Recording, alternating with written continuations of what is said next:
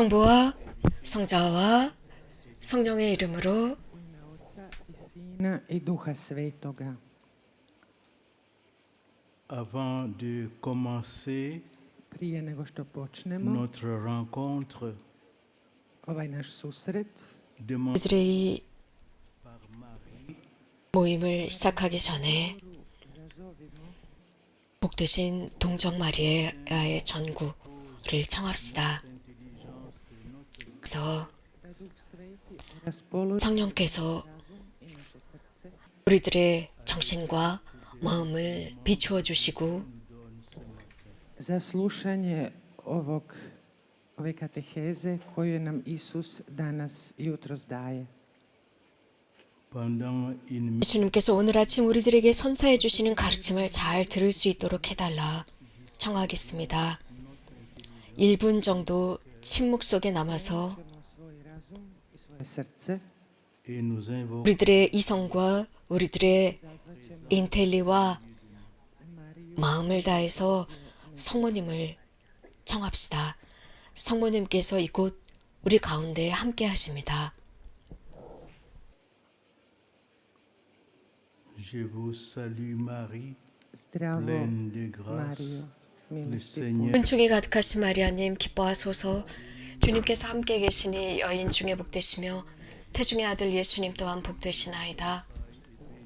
Tvoje, Isus. Sainte 천주의 성모 마리아님 이제와 저희 죽을 때 Marie, 특히 죄인을 위하여 비로소서.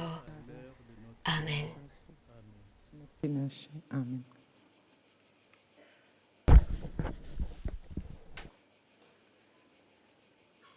chers amis du Festival des Jeunes, Dragi prijatelji Mladi Festa, 블라디 페스트에 참여하시는 사랑하는 친구 여러분, tema vašega susreta je sljedeća. 여러분들이 참여하는 이 페스티벌의 주제는 어떤 좋은 일을 해야 합니까? 라는 주제입니다. traite 선한 일을 해야 합니까? 이 무슨 선한 일을 해야 합니까? 라는 구절은 마테오복음 19장 16절의 말씀인데 완전하지는 않습니다. 왜냐하면 예수님께 질문을 했던 이 질문자는 영원한 삶을 얻기 위해서 어떤 무슨 선한 일을 해야 합니까? 라고 물었는데 스승님이라고 불렀습니다. 그래서 이 전체 질문은 바로 이것입니다. 스승님, 영원한 생명을 얻기 위해서 제가 무슨 선한 일을 해야 합니까? 라는 것이 전체적인 질문입니다. 그래서 하느님의 뜻대로 어떻게 올바로 행동해야 하느냐라는 질문이었습니다. c'est-à-dire de ce qui va lui permettre de connaître le vrai bonheur en faisant ce qui est bon et juste. 이 질문을 듣자마자 우리가 눈치챌 수 있는 것은 이것은 다른 사람들을 도와주기 위해서 무엇을 해야 합니까? 라는 질문이 아닌 것을 알 수 있습니다. Po Svetom Mateju nije potpuna, jer Isusov sugovornik koji postavlja ovo pitanje dodaje da imam život vječni. Osim toga, on se Gospodinu obraća s učitelju. Cijelo pitanje dakle glasi ovako: Učitelju, koje mi je dobro činiti da imam život vječni? Već u uvodu možemo napomenuti da ovaj čovjek traži smisao svog života, to jest ono što će mu omogućiti da spozna ono što je dobro, to jest postupajući ispravno i u skladu s Božjom voljom. Notons d'emblée qu'il ne dit pas, comme on pourrait le penser de premier abord, surtout à notre époque, que puis-je faire de bon pour aider les autres, ce qui serait très louable et montrerait 이런 질문은 분명 son prochain avec 이 질문자가 이웃을 위해서 자신의 이익을 생각하지 않고 열렬한 마음으로 그 사람에게 봉사하겠다라는 질문이겠지만 또 이러한 질문은 현대를 살아가는 사람들에게는 굉장히 평범하고 단조로운 질문일 수 있습니다. 그래서 우리는 어쩌면 이렇게 물을 수도 있습니다. 내 삶에서 성공하기 위해서 무엇을 해야 하느냐? 명예를 얻고, 사회적인 어떤 지위를 얻고, 멋진 집을 얻고, 좋은 차를 얻고, 혹은 최신의 인포메이션을 얻을 수 있는 이런 기기를 얻을 수 있는 이런 모든 것들, 혹은 2021년을 살고 있는 지금 이런 것을 얻기 위해서는 무엇을 얻어야 하느냐라는 질문일 수 있습니다. 여러분들이 이미 아시겠지만 몇 주 전에 세계 최고의 갑부라고 하는 사람들이 우주 여행을 했습니다. 몇 분 여행을 하기 위해서 그들은 엄청난 돈을 지불을 했는데 이것은 대단한 스캔들이고 추문입니다. 왜냐하면 현대에는 전 세계 28억 명이 빈곤함에 시달리고 살아가고 있습니다. 그리고 그 중에 8억 명이 하루에 $2도 안 되는 돈을 가지고 영양실조에 시달리면서 살아가고 있는데 말입니다. 이런 상황 속에서 그들의 행위는 매우 추문을 일으키고 있습니다. 심지어 세계 농업기구에서 공식적으로 통계를 낸 것이 바로 이런 숫자임에도 불구하고 그들은 이런 엄청난 천문학적인 숫자의 돈을 지불하고 몇 분 동안의 우주 여행을 했다는 말입니다. To bi bilo jako pohvalno i pokazalo bi njegovu želju da samozatajno služi svom bližnjemu. On ne kaže ni ono što bi mnogi naši suvremenici na nešto prozaičniji način, osobito u naše vrijeme, bez sumnje mogli reći. Što moram učiniti kako bih u svom životu uspio, kako bih stekao povoljan društveni položaj, lijepu kuću, luksuzni automobil i najnoviju moćnu računalnu opremu. Bio sam u napasti da ove 2021. godine dodam kako bih otišao na izlet u međuzvijezdani prostor. Vi znate da su prije nekoliko tjedana dva čovjeka koji žive u raskoši priuštila putovanje u svemir koje je trajalo samo nekoliko minuta, što su neopisivo skupo platili. To je pravi skandal za 2 milijarde i 800 milijuna ljudi ili gotovo polovicu svjetskog stanovništva koji žive ispod granice siromaštva, odnosno s manje od $2 dnevno, od kojih 800 milijuna pothranjenih ljudi prema službenim podacima Organizacije Ujedinjenih naroda za hranu i poljoprivredu. L'interlocuteur de Jésus se place 예수님에게 질문을 했던 그 청년은 이런 질문이 아니라 다른 차원, 훨씬 더 높은 차원의 질문. 그래서 최고이고 넘어설 수 없는 정말 대단한 질문을 했다고 생각합니다. 그는 영원한 삶에 대한 질문을 했습니다. 곧 모든 삶의 마지막 그 최후에 무엇을 얻을 것이냐라고 질문을 하고 있습니다. 그래서 그의 질문이 우리에게는 흥미롭습니다. 또 여러분들도 이 질문에 흥미를 느낄 것이라고 생각합니다. 여러분들은 여러분의 삶의 의미를 열렬히 찾고 있는 분들입니다. 그렇기 때문에 그 목적을 찾고 있습니다. 우리는 왜 살고 있는가? 어디로부터 왔는가? 또 어디로 갈 것인가? 삶의 진짜 의미는 무엇인가? 등을 찾고 있습니다. 이것이 바로 우리가 날마다 하는 질문입니다. 그렇기 때문에 그 사람은 예수님께 질문을 던지면서 예수님을 스승님, 대문자 스승입니다. 스승님이라고 부릅니다. 공관복음에서는 주님이신 예수 그리스도의 스승님이라는 말을 46번에 걸쳐서 언급하고 있습니다. 스승님, 즉 대문자 스승님이라는 뜻은 우리를 진리로 이끄시는 분입니다. 선으로, 지혜로 이끄시는 분을 의미합니다. 여러분들께서 아시는 바와 같이 예수님께서는 당신 스스로가 진리다 라고 말씀하셨습니다. 우리는 마테오복음에서 이런 말씀을 들을 수 있습니다. 많은 사람들은 예수님의 가르침을 듣고 감동을 받았습니다. 이런 식으로 예수님께서는 권위를 가지고 가르쳤습니다. 자신들을 가르치던 율법학자들과는 다른 가르침이었습니다. Razinu koju bih ja kvalificirao kao vrhunsku i nenadmašivu, jer je riječ o vječnom životu, to jest o krajnjem cilju svakog ljudskog života u ovome svijetu. I zato njegovo pitanje zanima nas, zato zanima vas, mlade, koji gorljivo tražite smisao svog života, a time i njegovu svrhu. Zašto živimo, odakle dolazimo, kamo idemo, koji je pravi smisao života, kako to postići. Zatim čovjek koji se obraća Isusu naziva ga učiteljem. U evanđeljima ta riječ primjenjuje se 46 puta na Krista Gospodina.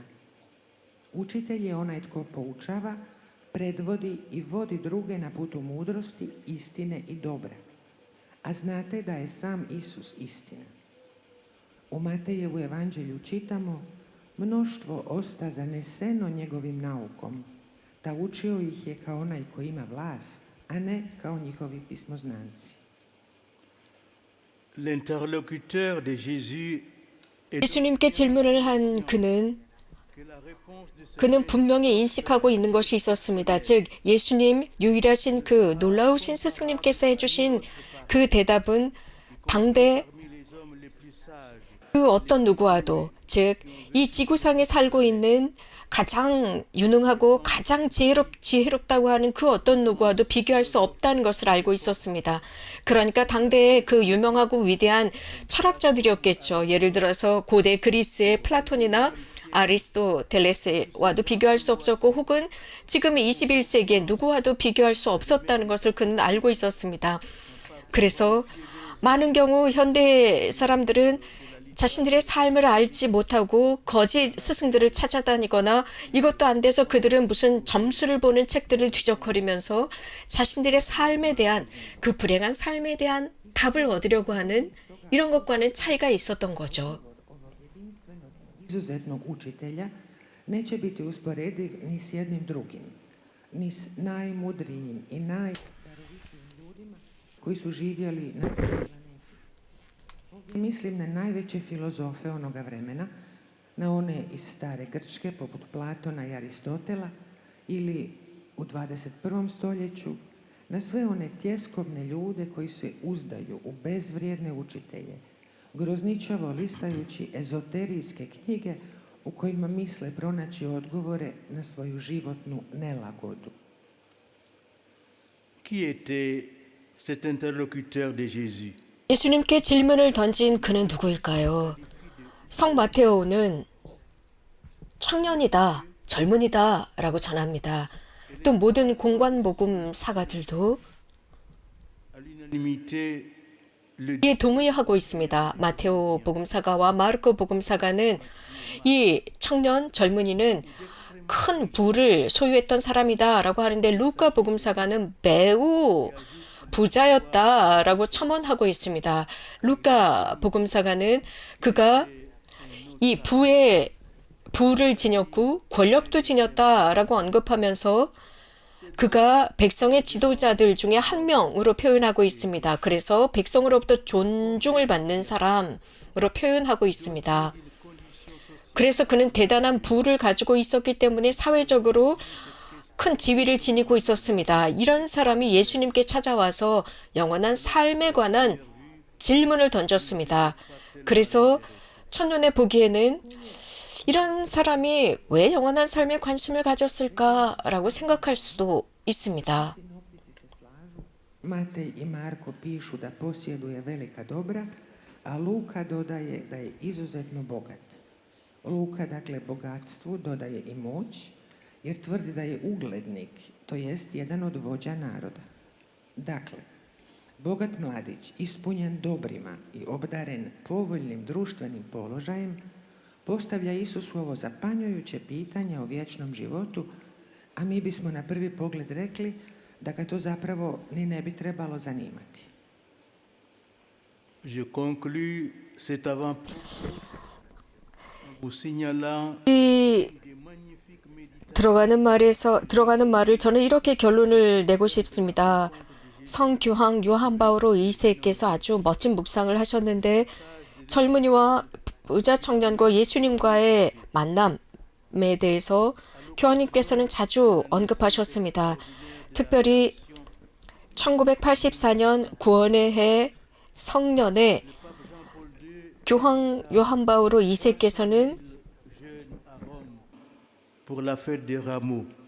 30만 명의 젊은이들을 로마로 초대하셨습니다. 그때는 성지주일이었는데 성주간 내내 이 젊은이들에게, 즉 세상의 모든 젊은이들에게 사도적인 서한을 보내셨고, 그래서 그리스도와 이 젊은 부자 청년과의 대화를 묵상하도록 초대하셨습니다.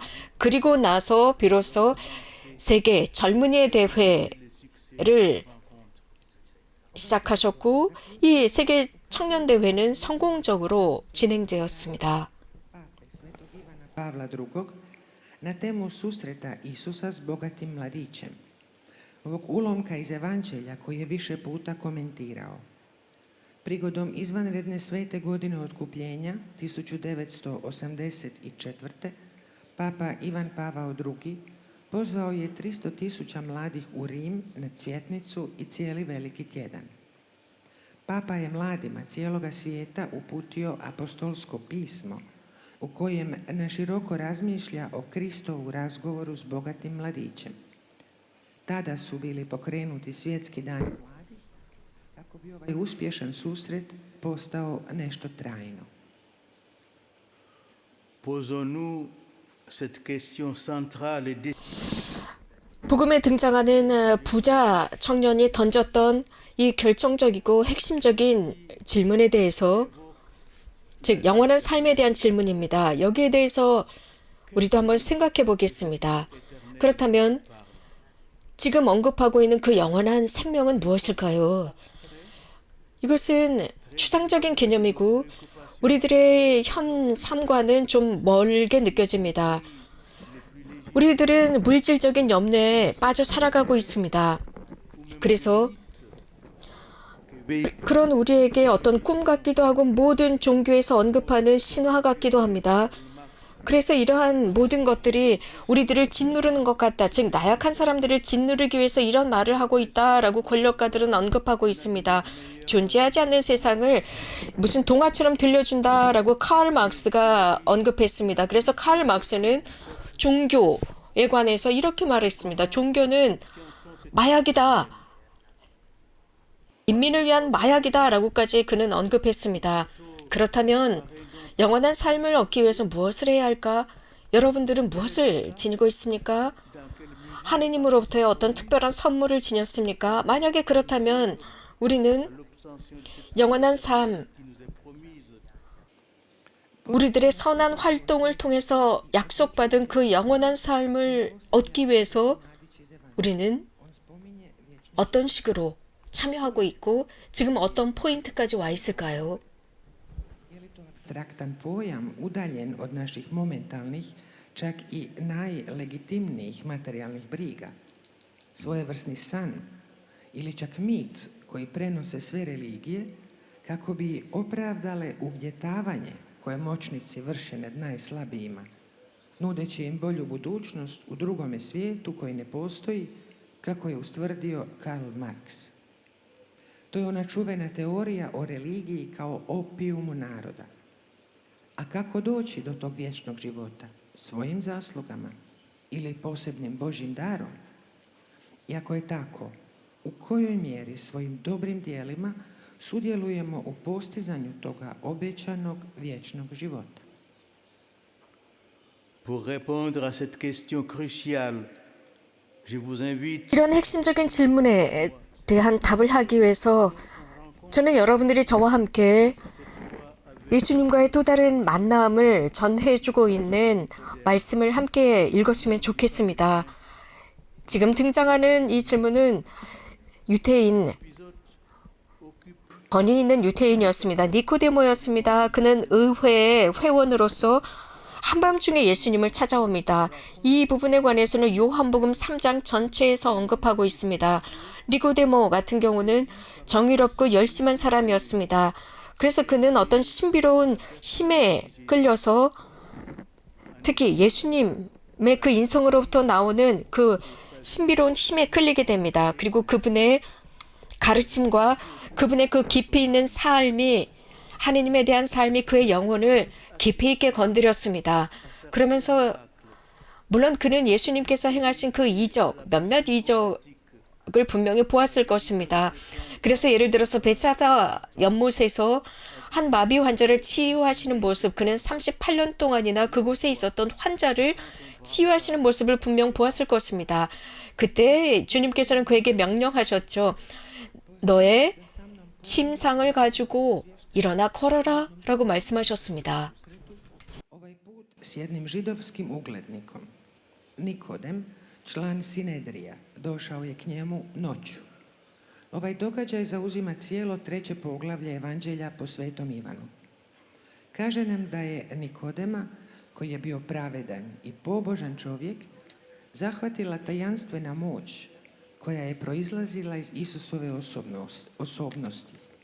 Njegov nauk i njegov život, duboko usidren u Bogu, dotakli su ga do dubine duše. On je nesumnjivo bio svjedok nekih čuda, poput onoga koje se dogodilo na kupalištu Becata, kad je Isus iscijelio čovjeka paraliziranog 38 godina, kojemu je naredio: ustani, uzmi svoju postelju i hodi.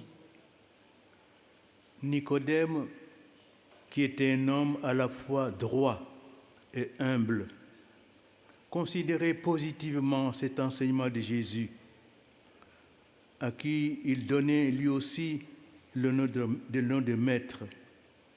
Il observait cet homme fascinant, dont les miracles lui apportaient le signe incontestable de la véracité de son propos.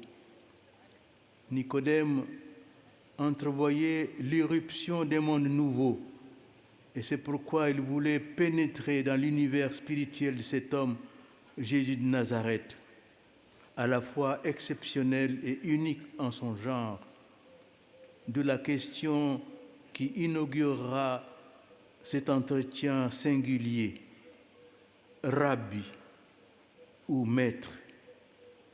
Nous le savons, c'est de la part de Dieu que tu es venu comme un maître qui enseigne, car personne ne peut accomplir les signes que tu accomplis si Dieu n'est pas avec lui. Nikodem, koji je bio ispravan i ponizan čovjek, pozitivno je gledao na Isusovo učenje, te ga je i on nazvao učiteljem. 니고데모는 겸손하고 의로운 사람으로서 예수님의 가르침을 긍정적으로 바라보았고, 그래서 예수님을 대문자 선생님이라고 불렀습니다. 예수님께서 행하신 그 기적은 정말 논쟁의 여지 없이 그분의 말씀이 진리인 것을 깨닫습니다. 그래서 니고데모는 이 새로운 세상을 깨달았고, 그래서 그분의 영적, 즉 나자리 예수님의 인성의 영적 우주에 들어가고자 했습니다. 이것은 아주 놀랍고 고유한 것으로서 바로 여기에서부터 예수님과의 대화와 질문이 시작이 됩니다. 그래서 선생님, 우리는 선생님을 하나님께서 보내신 분으로 알고 있습니다. 하나님께서 함께 계시지 않고서야 누가 선생님처럼 그런 기적들을 행할 수 있겠습니까? 라고 합니다. 니고데모는 다르게 표현한다면 그는 그 생생한 문제 안으로 들어갑니다. 즉 예수님 인성, 인간이시고 하나님이신 바로 그분과의 내밀한 관계 안으로 들어가고 있습니다. 현대 우리는 여기서 아주 근본적인 질문을 자극하고 있습니다. 참 하느님이시며 참 인간이신 예수님의 참 정체성입니다.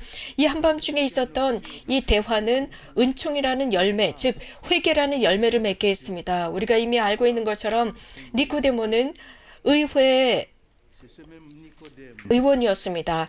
그는 예수님을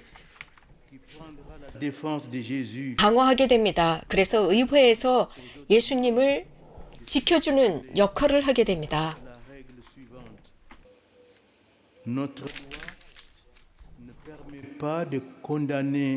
그래서 그는 이렇게 언급합니다.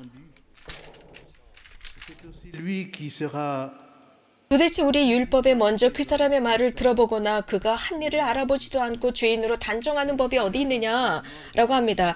그는 개별적으로 그 자리에 있었습니다. 그리고 그날 밤 예수님께서 가이파 대사자 앞에 있었고, 그러면서 예수님께서 신성모독의 죄로 사형 언도를 받게 됩니다. 즉 단죄를 받게 됐죠. 그때 니코데모는 예수님의 무덤으로 가서 너무나 놀라운 것을 선물하게 됩니다. 니고데모는 침향을 섞은 모략을 100큰쯤 가지고 그 무덤으로 갑니다. Isusa i samoga Boga. Danas bismo rekli da postavlja temeljno i nezaobilazno pitanje pravog identiteta Isusa kao pravog čovjeka i pravog Boga. I možemo ustvrditi da je kasnije ovaj noćni razgovor urodio plodovima milosti i obraćenja. Jer, kao što znate, upravo će taj isti Nikodem, član Sinedrija, stati u Isusovu obranu, podsjećajući ostale članove Velikoga vijeća na sljedeće pravilo. Naš zakon neće osuditi čovjeka ako ga prije ne sasluša. Nikodem će biti fizički prisutan kasnije na Veliki petak, kad je taj isti Sinedrij predvođen velikim svećenikom Kaifom Isusa osudio na smrt zbog hule. Poslije je Nikodem iskazao vrlo dirljivu čast otkupitelju čovječanstva, donoseći za pokop Krista Spasitelja oko 100 libara smjese smirne i aloja. Et voici la réponse stupéfiante 자, 여기에 예수님의 놀라운 답변이 등장합니다. 니고데모가 하신 말씀입니다. 정말 잘 들어두어라. 누구든지 새로 나지 않으면 아무도 하느님의 나라에 들어갈 수 없다라는 말씀을 하십니다.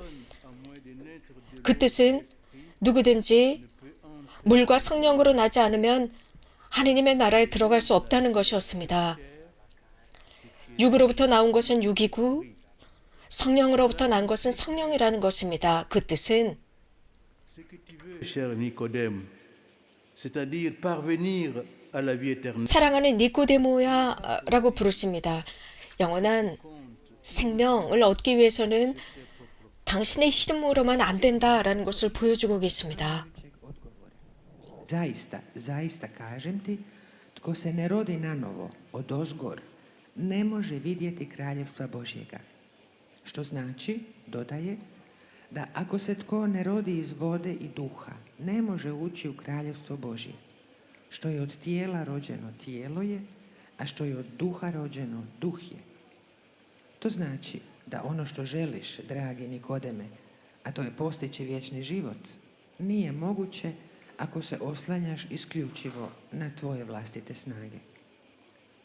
En effet, l'homme est du monde. 실제로 사람은 세상에 있습니다. 그런데 이런 세상 사람이 자신의 힘으로 Génial et vertueux 무엇인가 즉 영원한 삶을 얻으려고 한다면 그가 가장 천재적인 능력, 정말 현기증이 날 정도의 대단한 능력이 있다 할지라도 그의 생각은 그저 이 세상의 차원일 뿐입니다. 그래서 무엇인가 다른 것이 필요합니다. 다른 차원이 필요합니다. 그 다른 차원이라 하면 오로지 사람의 외부로부터 와야 합니다. 곧 하느님으로부터 오는 다른 차원이 필요하다는 것이죠. un nouveau 새로운 시작이 필요한 것입니다. commencement, de nouvelles fondations. 새로운 바탕이 필요합니다.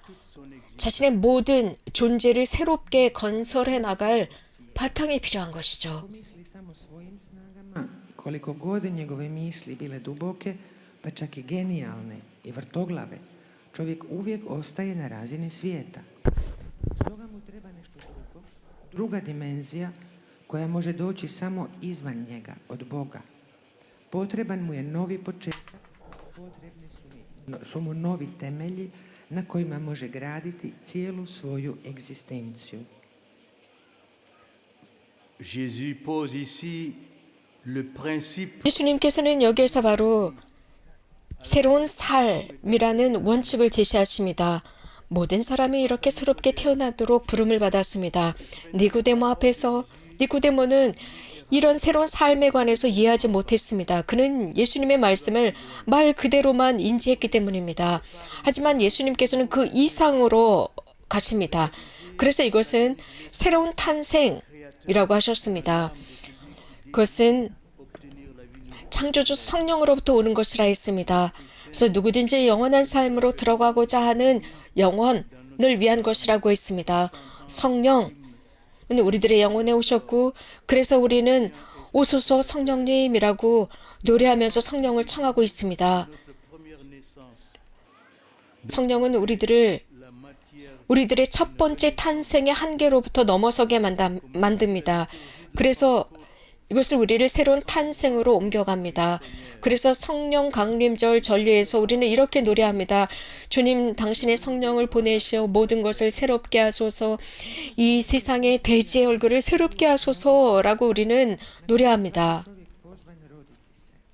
Suočen s Nikodemom koji ne razumije, jer uzima Isusove riječi doslovno, Isus ide dalje i precizira da govori o novom rođenju koje se ostvaruje dolaskom Duha Svetoga, Stvoritelja, u dušu onoga tko želi postići vječni život. Duh Sveti, čiji dolazak u našu dušu zazivamo pjevajući himan Veni Kreator, dođi duše Stvoritelju, oslobađa nas granica našega prvog rođenja, od kojeg čini materiju za ponovno rođenje.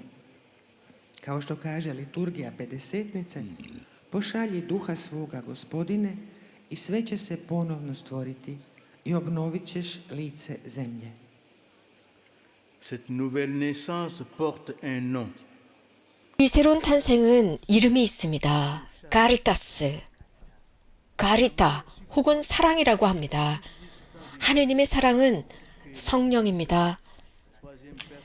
지극히 거룩하신 삼위일체의 삼위격입니다. 그분은 성령으로서 새로운 존재를 만들어내십니다. 그래서 이 세상에 우리가 태어난 그 첫 번째 탄생으로부터 시작한 새로운 탄생을 만들어 주십니다. 성령께서 바로 이것을 하십니다. 가장 먼저 예수님의 탄생 예고를 한 순간부터 그랬습니다.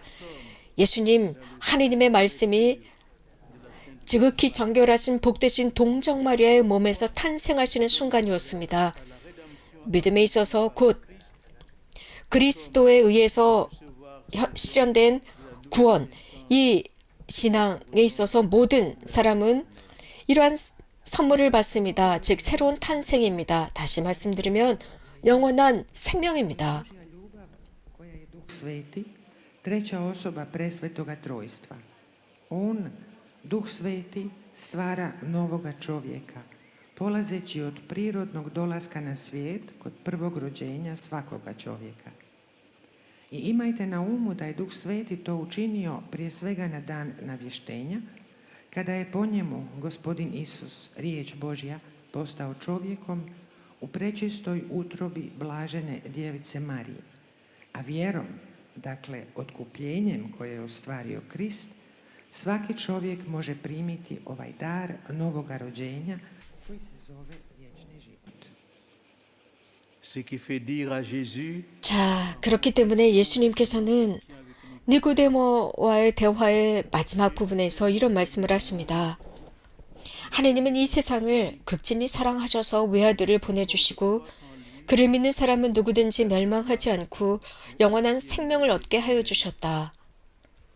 Dieu a envoyé son 하느님이 아들을 세상에 보내신 것은 세상을 단죄하시려는 것이 아니라 아들을 시켜서 구원하시려는 것이다 라는 말씀입니다. Na kraju svog razgovora s Nikodemom kaže: Uistinu, Bog je tako ljubio svijet, te je dao svoga sina jedinorođenca, da nijedan koji u njega vjeruje ne propadne, nego da ima život vječni.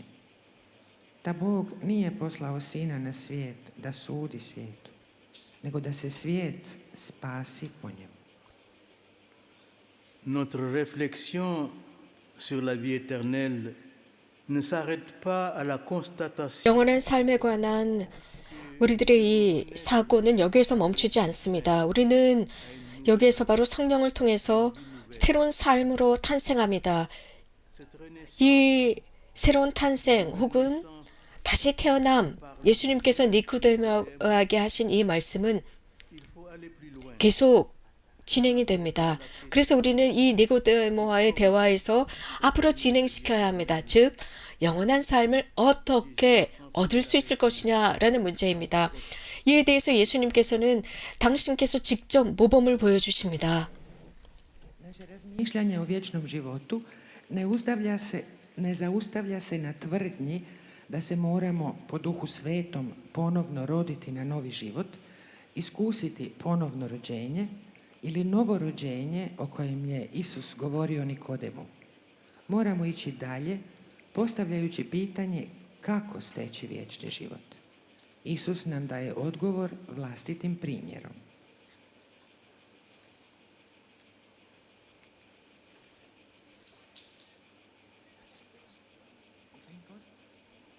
Sad ćemo napraviti jednu kratku glazbenu pauzu pa ćemo nastaviti. 잠깐 쉬. Durant cette première étape, nous avons vu que la vie éternelle consiste dans une nouvelle naissance. U ovoj prvoj etapi vidjeli smo da se vječni život sastoji od novoga rođenja. Dans cette deuxième étape, nous allons voir comment se réalise cette nouvelle naissance. U ovoj drugoj etapi ćemo vidjeti kako se to novo 두 번째 부분에서는 이런 새로운 탄생이 어떻게 실현되는지를 보도록 하겠습니다. 그래서 세례성사가 무엇인지 함께 La vie éternelle 생각해 보겠습니다. n'est pas à la constatation que nous devons renaître par l'Esprit Saint à une vie nouvelle. Cette renaissance ou nouvelle naissance dont parlait Jésus à Nicodème, il faut aller plus loin en abordant la question du comment obtenir la vie éternelle. Jésus nous a donné la réponse par son propre exemple. naše razmišljanje o vječnom životu ne zaustavlja se na tvrdnji da se 영원한 삶에 대한 생각은 iskusiti ponovno 성령을 통해서 새로운 삶으로 탄생한다. 그래서 새로운 탄생 혹은 예수님께서 니고데모에게 말씀하신 다시 태어난다. 그것 이상으로 넘어가야 합니다. 즉 예수님께서는 이 부분에 관해서 당신의 예를 통해서 말씀해 주셨습니다. 직접 그 예를 보여주셨습니다. Pour souligner son importance primordiale, le baptême de Jésus est semblable au portail des grandes cathédrales gothiques ornées d'un tympan sculpté représentant le Christ juge et pantocrator par lequel on doit passer pour accéder au sanctuaire, c'est-à-dire à la révélation du salut opéré par le Christ. L'Évangile nous dit que Jésus fut baptisé par Jean dans le Jourdain.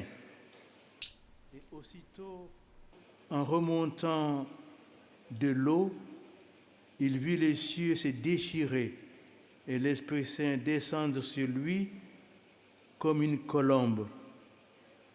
Et il eut une voix venant des cieux, « Tu es mon Fils bien-aimé, en toi je trouve ma joie. » Evanđelje svetoga Marka započinje 마르코복음은 예수님께서 당신의 사촌인 세례자 성 요한을 통해서 세례받는 모습으로 시작합니다. 그 뜻은 바로 이 예수님의 세례가 가장 중요하다는 것을 보여주고 있습니다. 예수님의 세례에는 고딕 대성당에 보면 그 들어가는 정문 맨 꼭대기에 예수님의 모습을 보여주고 있습니다. 즉 심판관이신 그리스도 온 우주의 창조주로 드러나고 있습니다. 그래서 모든 성지에서도 이런 모습을 볼 수 있고 또 예수 그리스도야말로 그분의 희생을 통해서 구원이 완성이 되었다라는 것을 보여주고 있습니다. 마르코 복음에서는 이렇게 언급하고 있습니다.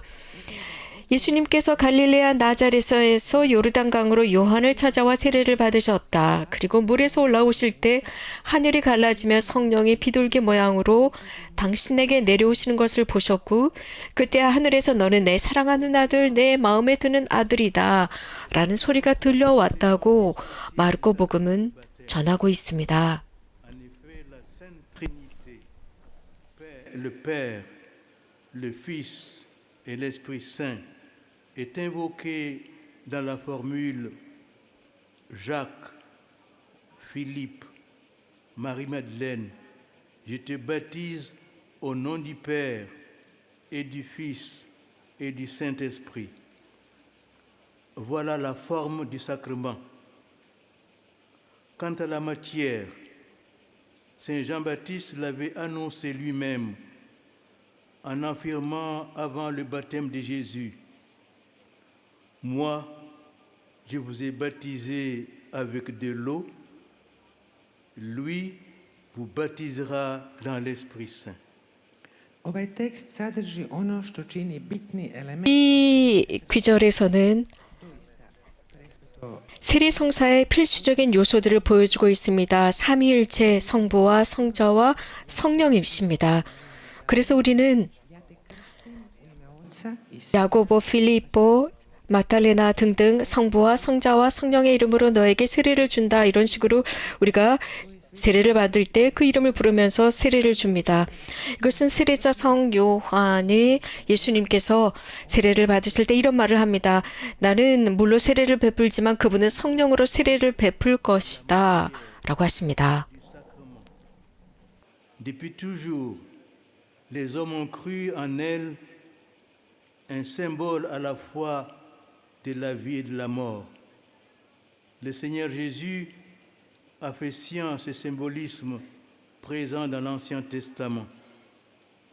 Depuis les eaux des premiers instants de la création jusqu'à l'eau du déluge, et cette eau vive qui jaillit du côté droit du temple de Jérusalem vers l'Orient, dans la vision du prophète Ézéchiel.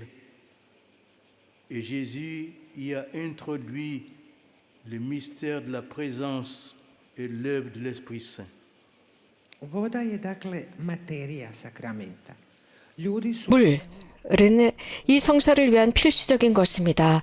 그래서 사람들은 항상 이 물은 생명과 죽음을 의미했습니다. 주님이신 예수님께서는 바로 이러한 구약의 상징을 그대로 사용하십니다. 물은 세상이 창조될 때에 있었고 또 홍수가 일어났을 때 노아의 홍수 때도 있었습니다. 그리고 그 물은 예루살렘 성전의 오른쪽에서 흘러내려옵니다. 동쪽입니다. 에제키엘 예언자가 환시 중에서 본 것입니다. 예수님께서는 이런 식으로 성령의 활동의 신비를 위해서 물을 활용하십니다. Un autre élément au baptême, sans lequel celui-ci ne serait encore qu'un symbole.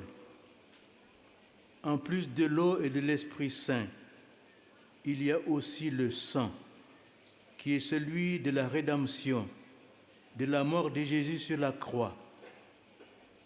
Jean affirme ceci. C'est lui, Jésus-Christ, qui est venu par l'eau et par le sang. Non pas seulement avec l'eau, mais avec l'eau et avec le sang. Et celui qui rend témoignage, c'est l'Esprit, car l'Esprit est la vérité. En effet, ils sont trois qui rendent témoignage, l'Esprit Saint, l'eau et le sang. Et les trois n'en font qu'un. No, ima i nešto više. 하지만 여기는 무엇인가 하나가 더 있습니다. 성요한 그는 자신의 서한 제1서간에서 세례성사를 위한 또 다른 요소를 포함하고 있는데 이것은 상징입니다. 그래서 물, 성령, 거기에 피가 있습니다. 구원의 피입니다. 그 피는 예수 그리스도께서 십자가에서 돌아가셨을 때의 피입니다. 요한은 이렇게 언급하고 있습니다. 하느님의 아들이 인간으로 오셔서 물로 세례를 받으시고 순환의 피를 흘리셨다. 그분이 바로 그리스도이신 예수이십니다. 그분은 물로 세례를 받으신 것뿐만 아니라 세례도 받으시고 순환의 피도 흘리셨습니다. 이것을 증언하시는 분은 성령이십니다. 성령은 곧 진리입니다. 이 증언자가 셋이 있습니다. 곧 성령과 물과 피, 이 셋은 서로 일치한다라고 쓰고 계십니다. L'apôtre et l'évangéliste Saint Jean, le disciple que Jésus aimait, a été témoin de la mort du Christ Seigneur. C'est un fait historique. Il a écrit dans son évangile, l'un des soldats avec sa lance lui perça le côté, et aussitôt il en sortit du sang et de l'eau. Celui qui a vu rend témoignage, et son témoignage est véridique. Et celui-là sait qu'il dit vrai, afin que vous aussi vous croyiez. Cela en effet arriva pour que s'accomplisse l'Écriture. Aucun de ces os ne sera brisé. Un autre passage de l'Écriture dit encore, ils lèveront les yeux vers celui qu'ils ont transpercé. Krv koju je prolio Kristus 구원자 그리스도께서 흘리신 피는 그렇기 때문에 세리성사에서 절대 분리될 수 없는 세 번째 요소입니다. 실제로 요한 복음사가 사도, 예수님께서 사랑하신 그 요한 사도는 주님이신 예수 그리스도의 죽음의 증인입니다. 이것은 역사적인 사건입니다. 그는 자신의 복음에서 이렇게 기록하고 있습니다. 군인 한 명이 창으로 그분 옆구리를 찔렀다. 곧 거기에서 피와 물이 흘러나왔다. 이것은 자기 눈으로 직접 본 사람의 증언이다. 그러므로 이 증언은 참되고 이 증언을 하는 사람은 자기 말이 틀림없는 사실이라는 것을 잘 알고 있다. 그는 여러분도 믿게 하려고 이렇게 증언하는 것이다. 이렇게 해서 그의 뼈는 하나도 부러지지 않을 것이다 한 성서의 말씀이 이루어졌다. 그리고 성서의 다른 곳에는 그들은 자기들이 찌른 사람을 보게 될 것이다 라는 기록도 있다고 언급하고 있습니다. Au jaillissement du sang et de l'eau du Sacré-Cœur de Jésus, pour souligner l'historicité de cet événement, il affirme qu'il parle de ce qu'il a vu.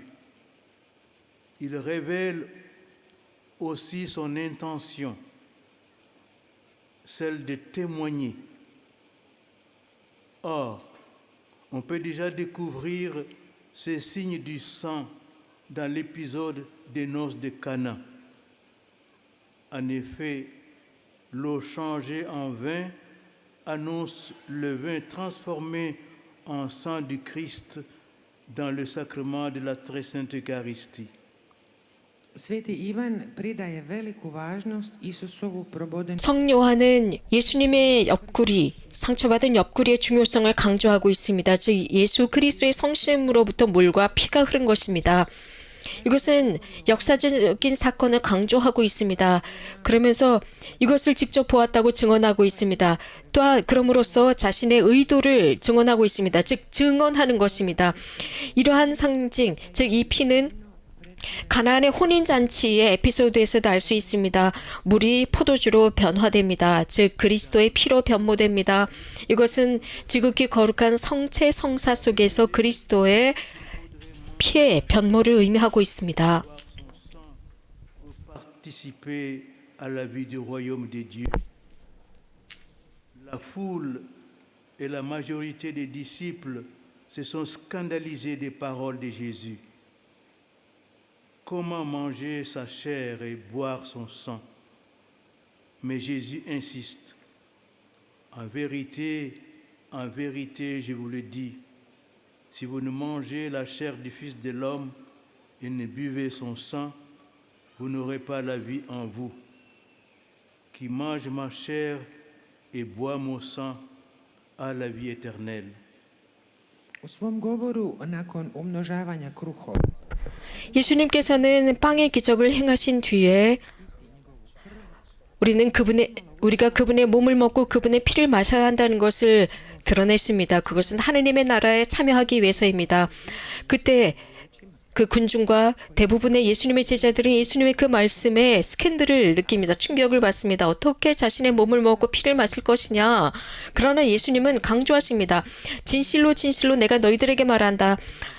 너희가 사람의 살을 먹고 그의 피를 마시지 않는다면 너희는 영원한 생명을 얻지 못할 것이다. 누구든지 내 몸을 먹고 내 피를 마시는 사람은 영원한 삶을 얻을 것이다 였습니다.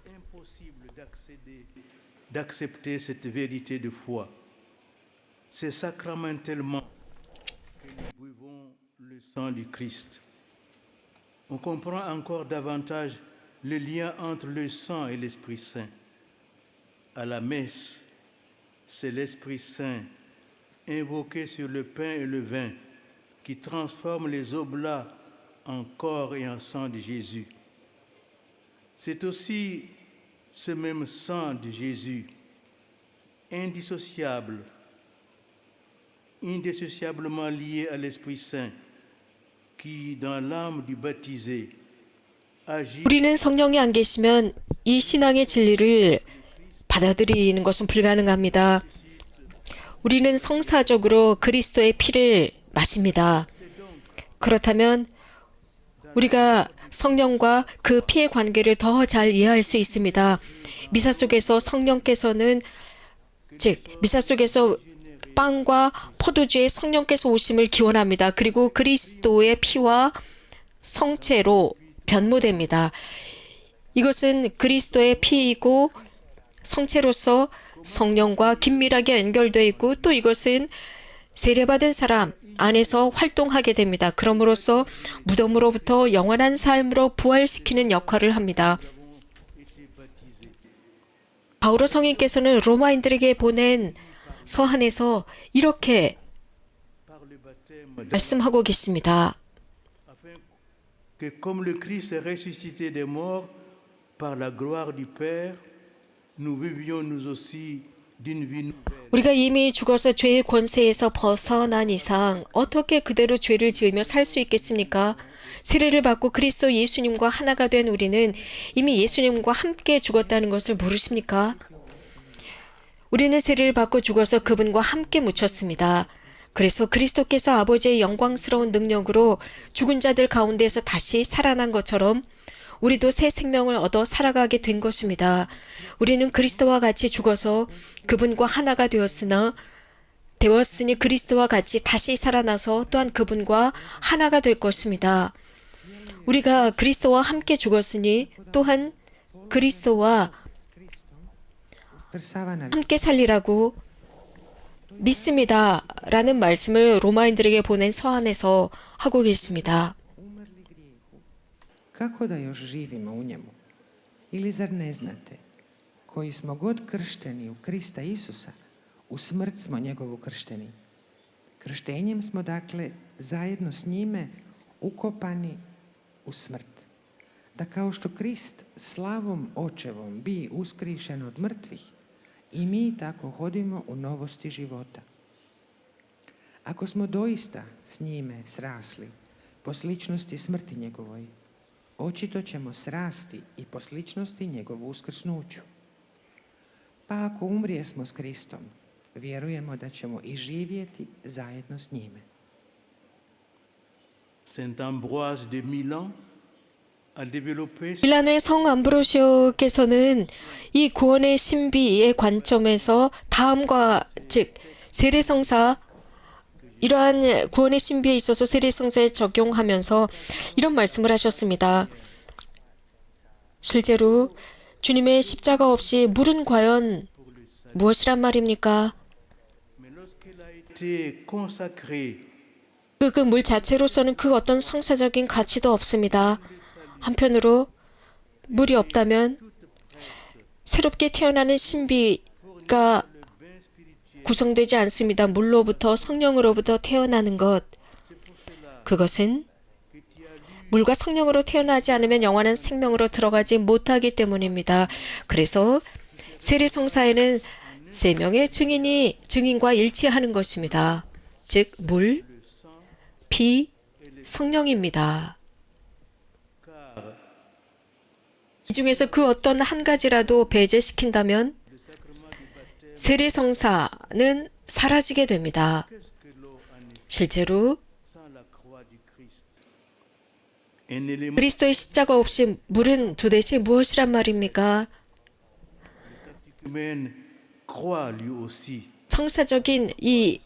성사적인 의미를 지니지 못합니다. 예비 신자가 주님이신 예수 그리스도의 십자가를 믿는다 하더라도 그도 Du Fils et du Saint-Esprit, il ne peut recevoir 성부와 성자와 성령의 이름으로 세례를 받지 않는다면 그는 les dons de la grâce. 죄의 용서를 받을 수 없고 혹은 영적인 선물을 받을 수 없다라고 밀라노의 성 암브로시오께서는 말씀하셨습니다. Primijenje na krštenje u ovom predivnom tekstu. Bez zazivanja križa gospodinova voda nije ni od kakve koristi za spasenje. Ali kad je posvećena otajstvom križa koji daje spasenje, sva je spremna za pružanje duhovne kupke i napitka spasenja. Zato ste pročitali da u krštenju postoje 3 svjedoka koji se okupljaju u jedno svjedočanstvo. Voda, krv i Duh Sveti. Jer ako isključite samo jednoga, sakrament krštenja nestaje. Jer što je voda bez Kristova križa? Običan element bez sakramentalnog značaja. Katekumen također vjeruje u križ gospodina Isusa kojim je bio obilježen, ali ako nije kršten u ime Oca i Sina i Duha Svetoga, ne može primiti oproštenje svojih grijeha, niti primiti dar duhovne milosti. Mais le baptême exige un préalable, la foi. 세례성사를 통해서 하느님으로부터 태어나는 것은 바로 출발점이 됩니다. Né de Dieu par le baptême, 세례받은 사람은 자신이 받은 그것을 온 삶을 통해서 잘 활용해야 합니다. 이것은 생명의 씨앗으로서 평생을 살아가면서 발전시키고 많은 열매를 맺을 수 있도록, 즉 상화의 열매를 맺을 수 있도록 성숙시키는 것입니다. est né de l'eau 물로부터 태어난 et du Saint. 새롭게 세례를 받은 사람은 성령으로부터 태어난 것으로서 하느님의 아들과 딸이 되지만 참 하느님의 아들과 딸이 되기 위해서는 그리스도인 삶을 진심으로 증언해야 합니다. 그래서 오늘 우리가 함께 나누고 있는 이 주제의 마지막 부분은 믿음입니다. 영원한 삶에 대한 믿음. Biti rođen od Boga po krštenju je dakle polazna točka. Krštenik zatim mora kroz cijeli svoj život provoditi ono što je primio. Ova klica života predodređena je za razvoj i sazrijevanje kako bi donijela mnoge plodove svetosti. Novokrštenik je rođen od vode, krvi i Duha Svetoga. On je dijete Božje, no tek mora postati pravi Božji sin ili kći, svjedočeći autentičan kršćanski život. I tu se pojavljuje posljednji izraz koji je predmet naše meditacije o vječnom životu, a to je vjera. En effet, selon Saint Paul, la charité, fruit de l'Esprit Saint, qui est répandue 바오로 성인에 의하면 실제로 사랑은 성령의 열매로서 세례받은 사람의 영혼에 확산된 것입니다. 그것은 신앙이 활동하도록 만듭니다. 활동하게 만듭니다. 이유는 신앙은 사랑을 통해서 활동하게 되어 있습니다. 바오로 성인께서 갈라디아인들에게 보낸 말씀입니다. 이 말씀을 완전하게 이해하기 위해서는 즉 신앙과 영원한 삶의 관계를 완전히 이해하기 위해서는 어린아이들의 유아세례 예식을 보면 알 수 있습니다. 유아세례식에서 세례를 집전하는 사제에게 이 부모들은 즉 사제들이 다음과 같은 질문을 합니다. 하느님의 교회에 무엇을 청하십니까? 라고 하면 부모들은 믿음입니다. 라고 답합니다. Puis, 그리고 사제는 이렇게 묻습니다. 믿음이 무엇을 가져다 줍니까? 라고 하면 부모들, 즉 아이들을 대신해서 부모들은 영원한 생명입니다. 라고 응답합니다. Plod Duha Svetoga koja se izlila u dušu krštenika stavlja vjeru u djelo, čini je aktivnom, jer vjera je ljubavlju djelotvorna, kaže Sveti Pavao u poslanici Galačanima. Kako bismo u potpunosti razumjeli blisku vezu između vjere i vječnog života, dovoljno je navesti ritual krštenja male djece. Evo što roditelji odgovaraju službeniku crkve u početnom dijalogu u sakramentu. Na pitanje što tražite od crkve Božje za svoje dijete, oni odgovaraju vjeru. Zatim, na sljedeće pitanje što vam donosi vjera, oni u djetetovo ime odgovaraju život vječni. mais me direz-vous, qu'est-ce que donc la foi? 여러분들은 저에게 믿음이 무엇입니까? 라고 물으실 수 있습니다. 자, 이 주제가 핵심 주제입니다. 우리가 살고 있는 이 세상에 대해서 성교황 요한 바오로 2세와 베네딕토 16세께서는 자주 이렇게 말씀하셨습니다. 하느님이 존재하지 않는 듯 사는 세상이라고 했습니다. 바로 여기서부터 베네딕토 16께서는 지난 2012년과 2013년에 신앙의 해를 거행하시면서 Dans l'homélie de la messe d'ouverture 2012년 10월 11일 이 개막 미사를 하시면서 하신 말씀이 있었습니다. Živimo u svijetu koji, kako su Papa Ivan Pavao II i Papa Benedikt XVI već mnogo puta rekli, živi kao da Bog ne postoji. Odakle i inicijativa Pape Benedikta XVI da se 2012-2013 slavi kao godina vjere, što je ovako predstavio u homiliji mise otvaranja 11. listopada 2012. Les dernières décennies ont connu une désertification spirituelle, ce que pouvait signifier une 이 수십 년간 영적 사막화가 확산되어 가고 있습니다. déjà le percevoir 삶 속에서 하느님이 안 계시는 삶이 무슨 의미겠습니까? 하느님이 안 계시는 세상에 무슨 의미가 있겠습니까? 공의회 시절, 공의회 기간에 우리는 역사 속에서 몇몇 비극을 알 수 있었습니다. 하지만 불행하게도 우리 주변에 이런 일들은 자주 일어나고 있습니다. 즉, 공허감이 확산되었습니다. 하지만 이것은 이런 사막화의 경험으로부터 출발하는 것으로서 우리는 다시 한번 이런 속에서 믿음 있는 생활의 기쁨을 다시 취해야 합니다. 이런 사막 속에서 우리에게 생명을 주는 것이 무엇인지 우리 남녀는 그것을 발견해야 합니다.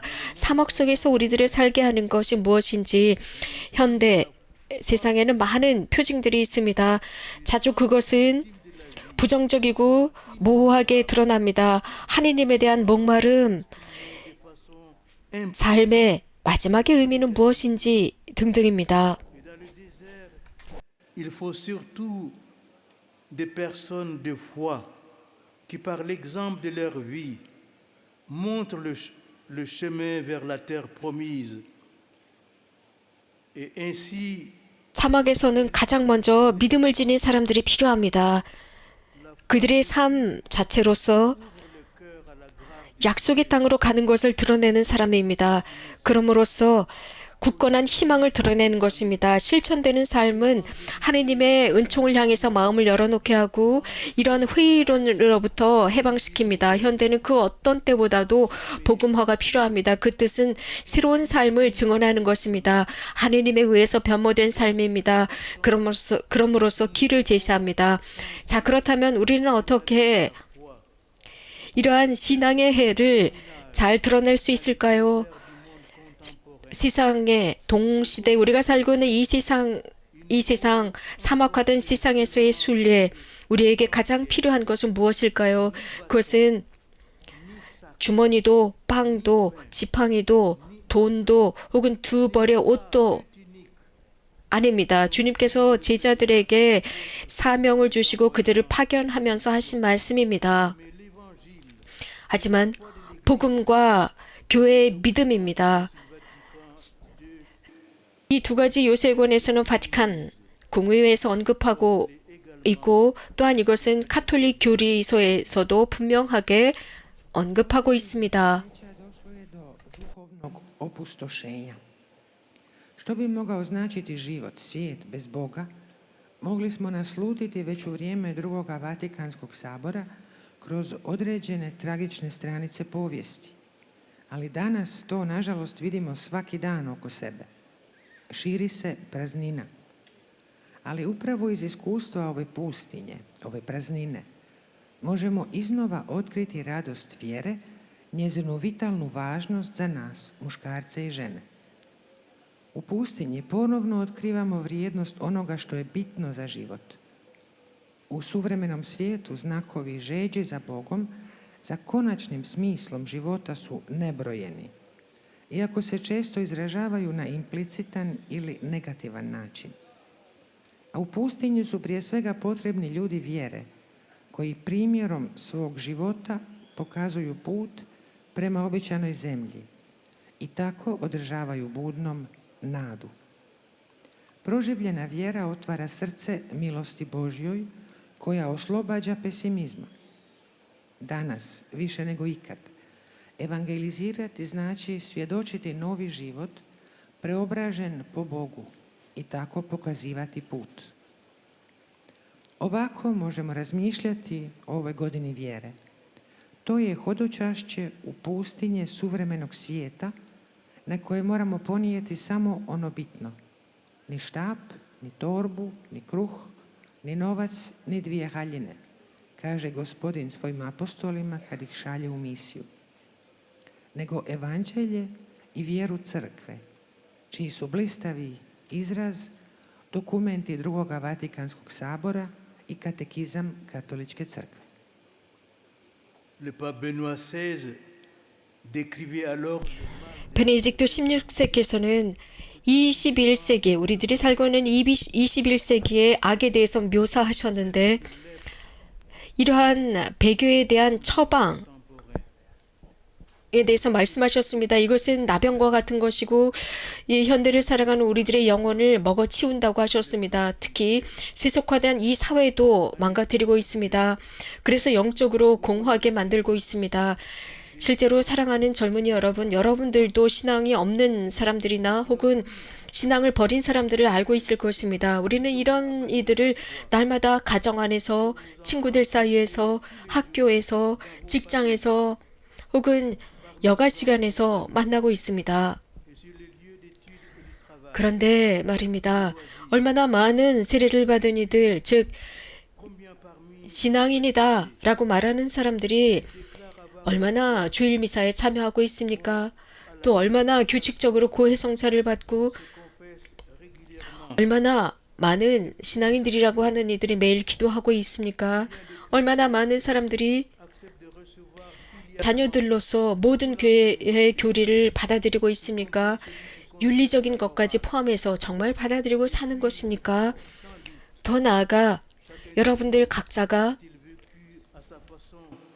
le passage d'une foi d'enfant à une 유년 시절의 신앙에서 어른의 신앙, 즉 성인의 신앙의 이 과정에서 여러분들이 의심 없이 이 모든 것을 받아들였습니까? 특히 청소년 시절의 그 위기를 겪어냈습니다.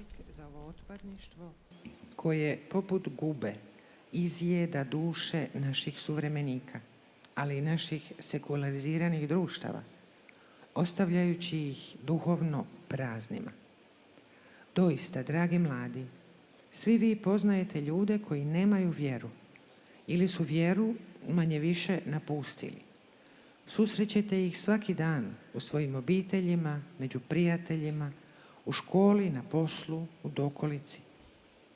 Ali koliko krštenih koji tvrde da imaju vjeru svake nedelje odlaze na misu, redovito odlaze na ispovjed i mole se svaki dan?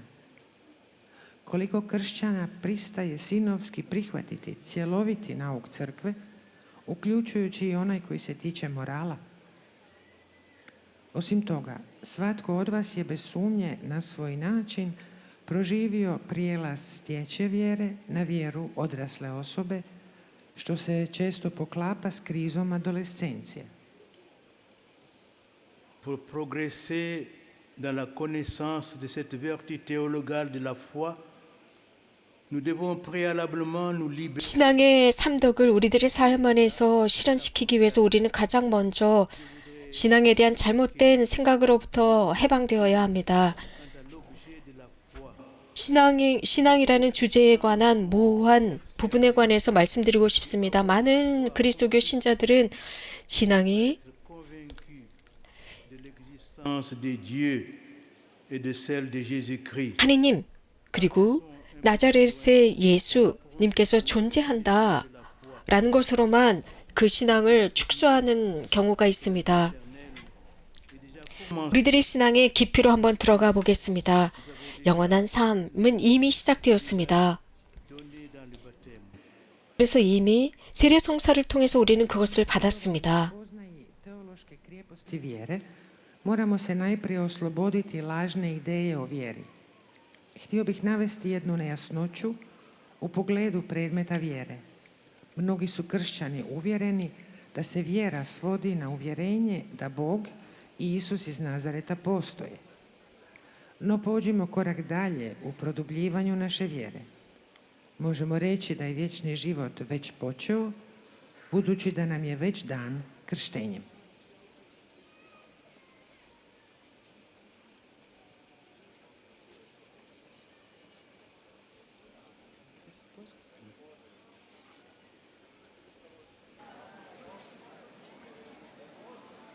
Chers jeunes, Dragi mladi, demandons au Seigneur d'augmenter 많은 젊은이 여러분, molimo Gospodina da nam umnoži vjeru. et 주님께서 우리들의 신앙을 증대시켜 주십사 기도합시다. va être plus concret et s'adresser plus spécialement à vous les jeunes dans le quotidien de votre existence. Nastavak moje kateheze bit će konkretniji i odnosit će se više na vas i 제 오늘 이 가르침은 On obtient 훨씬 더 구체적으로 여러분들의 구체적인 삶에 적용되는 부분으로 나가고 있습니다. 이렇게 영원한 삶은 그리스도를 증언하면서 얻을 수 있습니다. 증언하다, 증언이라는 말은 그리스어에서 나왔습니다. 마르티르, 순교라는 의미입니다. à celui de témoin. 순교 마르티르라고 하는 것은 세쿠엘라 디 그리스도, 그리스도를 따르다 있는 것입니다. 그래서 사랑의 위대한 행위입니다. 또 그것은 하느님의 사랑에 형용할 수 없는 그 사랑에 대한 응답입니다. Comme le dit la 제2차 바티칸 공의회의 문헌 중에 하나인 계시 헌장에서는 이렇게 언급하고 있습니다. martyr dans lequel 순교를 통해서 사도는 자신의 스승과 닮아가는 것으로서 자유롭게 세상의 건강을 위해 죽음을 받아들이는 것이고 이로써 그분과 닮는 것이고 comme une grâce 자신의 피를 흘리며 그것은 교회로부터 de la charité. Dakle, 받은 선물로서 사랑의 가장 위대한 시험이다라고 표현하고 있습니다. dolazi od grčke riječi martir, što znači mučenik. Mi znamo da se mučeništvo u nasljedovanju Krista pojavljuje kao veliko djelo ljubavi i kao odgovor na neizmjernu Božju ljubav. Konstitucija od crkvi drugoga Vatikanskog sabora Lumen Gentium kaže zato mučeništvo po kojemu učenik postaje sličan učitelju koji je slobodno primio smrt za spas svijeta i s njim se izjednačuje u prolijevanju krvi, crkva smatra kao osobit dar i najveći dokaz ljubavi. D'ailleurs, l'Église enseigne depuis toujours que ceux qui subissent la mort en raison 교회가 항상 가르쳐 왔던 것은 d'avoir reçu le baptême sont baptisés par leur 세례를 받지 않고서도 신앙이라는 이유 때문에 죽음을 당한 사람들은 자신들의 죽음으로 인해서 그리스도와 함께 죽었고 그리스도의 죽음으로 세례를 받았다. 그분과 함께한다라고 가르치고 있습니다. 바로 여기에는 피의 세례 성사입니다. 이것은 많은 세례 성사의 열매를 맺고 있습니다. 물론 여기서 성 요한 크리스토스토모스는 세례 성사가 피의 세례 성사가 무엇인지를 설명하고 있습니다. 그것은 순교의 세례 성사입니다. 이 순교의 세례 성사는 성령께서 무한한 선물, 당신의 은총을 내려주십니다. 죄의 용서를 받게 함으로써 영혼이 기적적으로 정화됩니다. 놀라운 방법으로 정화됩니다. 그럼으로써 de même 물로써 닦여진 세례받은 사람들이 있는가 하면 또 자신들의 피, 순교로서 정화되고 세례받은 이들이 있습니다. 라고 가르쳐 주셨습니다. Kršteni su svojom smrću za Krista i s njim. To krštenje krvi donosi sve plodove krštenja, iako nije sakrament. Sveti Ivan Zlatoust objašnjava što je to krštenje krvi. I nemojte se čuditi što mučeništvo nazivam krštenjem, jer Duh Sveti tada silazi s obiljem svojih milosti. Budući da je to oproštenje grijeha, duša je pročišćena na čudesan, nevjerojatan način. I kao što su oni koji su kršteni oprani vodom, tako su mučenici oprani vlastitom krvlju. dans l'Apocalypse selon Saint Jean, il est question de la couronne 성요한의 묵시록에서는 이 순교에 관해서 언급할 때 생명의 화관에 관해서 언급하고 있습니다. à souffrir. 장차당할 고통을 조금도 두려워하지 마라. 이제 악마가 너희를 시험하기 위하여 너희 중 몇 사람을 감옥에 가두려고 하고 있다. 너희는 열흘 동안 환난을 당하게 될 것이다. Sois fidèle 너는 죽기까지 충성을 다하여라. 그러면 내가 생명의 화관을 너에게 씌워주겠다라는 말씀을 하십니다. 이 생명의 화관은 모든 세례받은 믿는 이들에게 주어지는 것이지만 특별히 à ceux qui souffrent. 박해와 예수님 때문에 박해와 죽음을 당하는 사람들, 그래서 죽음을 감수하는 사람들에게 제공된 것이 생명의 화관입니다. Govori se o kruni života. Ne boj se onoga što ti je trpjeti. Evo, Sotona će neke od vas baciti u tamnicu da budete iskušani. Bićete u nevolji 10 dana. Budi vjeran do smrti i dat ću ti vijenac života.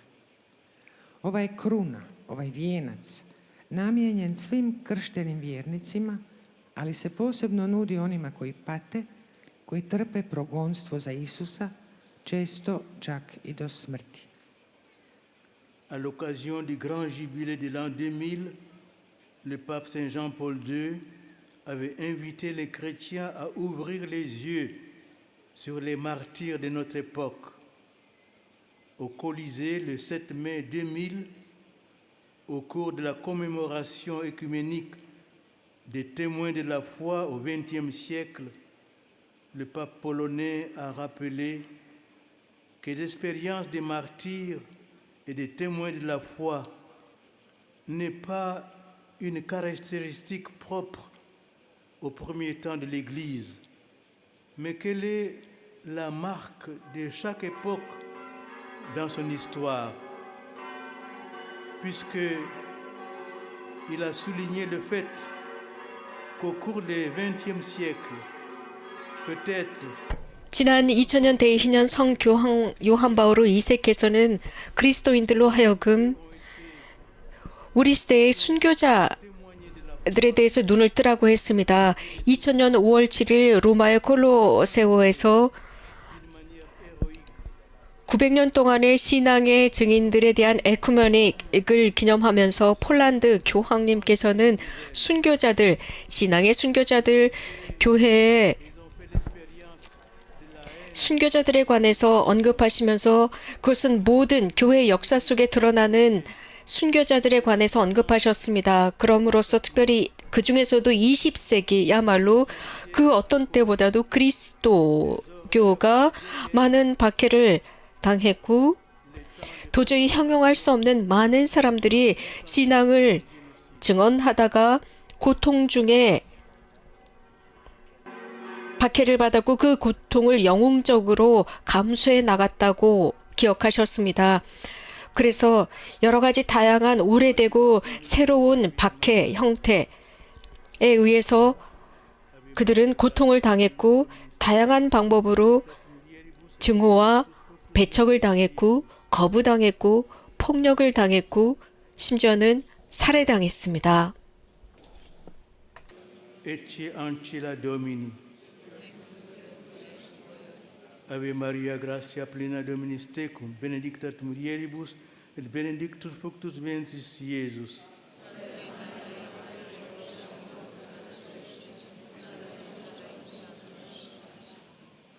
Ora pro nobis sancta Dei genitrix.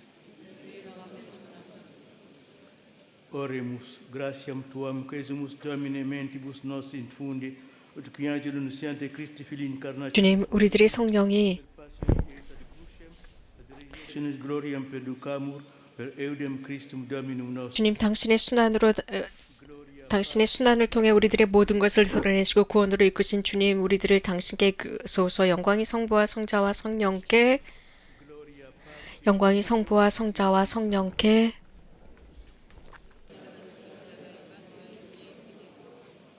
Gloria 영광이 성부와 성자와 성령께.